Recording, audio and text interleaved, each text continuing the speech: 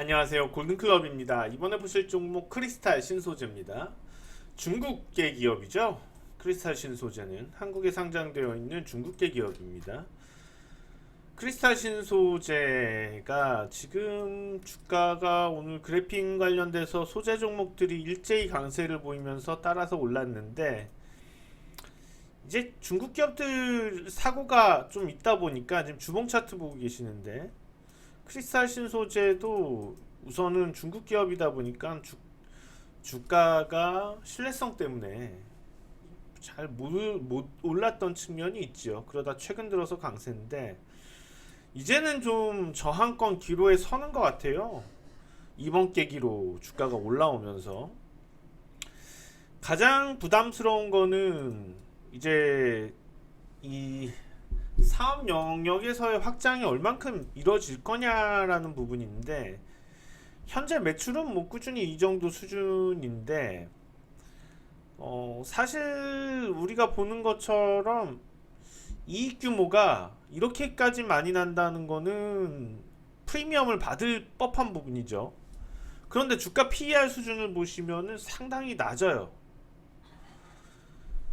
그러니까 이런 부분들이 이제 좀 불안하다는 거죠. 우리가 그런 거 있잖아요. 뭔가 아주 좋은 물건인데 너무 싸게 팔아요. 너무 싸게 팔아요. 좋은 물건을. 그럼 약간 좀 의심스럽죠. 거기다가 그게 중국산이에요. 또 그럼 더 의심스러울 수도 있어요. 뭔가 꺼림직한 게 있죠. 투자에 있어서. 그런 부분들이 약간 좀 애매하게 하는 건 있습니다. 그리고 재무적인 부분들에 대해서 우리가 다 믿고 갈 수가 있는지도 명확하게 확인할 부분은 없고, 어쨌거나 현재 나오고 있는 그런 자료를 토대로 봤을 때 BPS가 올해는 한 4,000원 나올 것 같은데요. 올해 기준으로. 그러면 PBR도 현재는 0.7배? 6배? 뭐 그 정도 수준밖에 안 됩니다. 그러니까 이 차이나 기업들에 대해서 얼마만큼에 대한 그런 핸디캡 할인 요인을 좀 적용을 해줘야 될지 저도 그거에 대해서는 명확하게 계산하기가 힘듭니다. 그렇지만은 근데 이제 우리가 신소재라면은 사실 성장성은 따질 수 있어야지 돼요.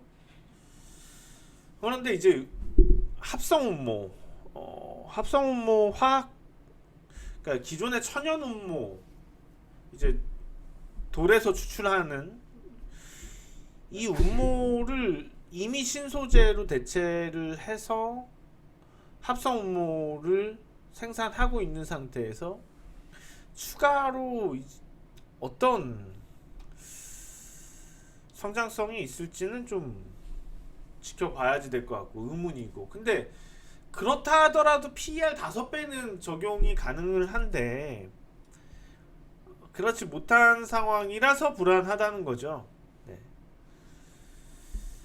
자, 만약에 크리스탈 신소재가 한국 기업이었다고 친다면은 저는 적정 주가를 5,000원을 제시를 할 수 있을 것 같아요. 그렇지만은 차이나 기업이라는 것이 문제죠. 그러면은 사실 거기까지 우리가 적용하기는 어렵다는 거죠. 적정 주가를. 그러니까 추가 상승을 할 수는 있겠지만은 무한대로 오를 거라는 기대는 좀 어려울 것 같고요. 지금 모멘텀이 발생된 상태라는 점을 들여서 본다면은 추가적인 상승 가능성은 많이 있다고 봐요. 그렇지만은 언제까지 오르기는 좀 어려울 것 같고, 3,500원에서 4,000원 수준 정도가 기술적으로는 좀 보이긴 합니다. 아주 고평가에서 움직이는 종목들도 적정 주가 따지기 어렵듯이 이렇게 말도 안 되는 저평가 상황에서 움직이는 종목들도 적정 주가 따지기는 쉽지는 않습니다. 자, 이런 점들 따져 본다면은 낮은 비중에서 접근할 수밖에 없는 종목이겠고요. 자, 다시 일봉으로 넘어올 텐데요. 일봉으로 넘어와서 제가 제시해드렸던 3,500원과 4,000원 수준을 좀 목표로 그렇게 너무 길지 않게 가지고 가신다면 나쁘진 않을 것 같습니다. 다만 아까 말씀드렸던 그런 리스크들은 존재한다는 점, 손절매 가격 반드시 타이트하게 잘 잡아두시고 접근 가능하겠다.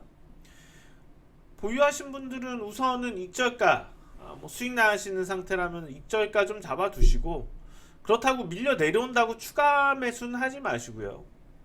추가 매수할 정도로 비중을 담아둘 만한 안정적인 종목은 아니에요. 중국계 기업이에요. 재무에 대해서 우리가 100%다 믿을 수가 없어요. 발표하는 부분들을 감안을 하셔야 돼요. 자, 이 정도까지 분석해서 말씀드립니다. 골든클럽이었습니다.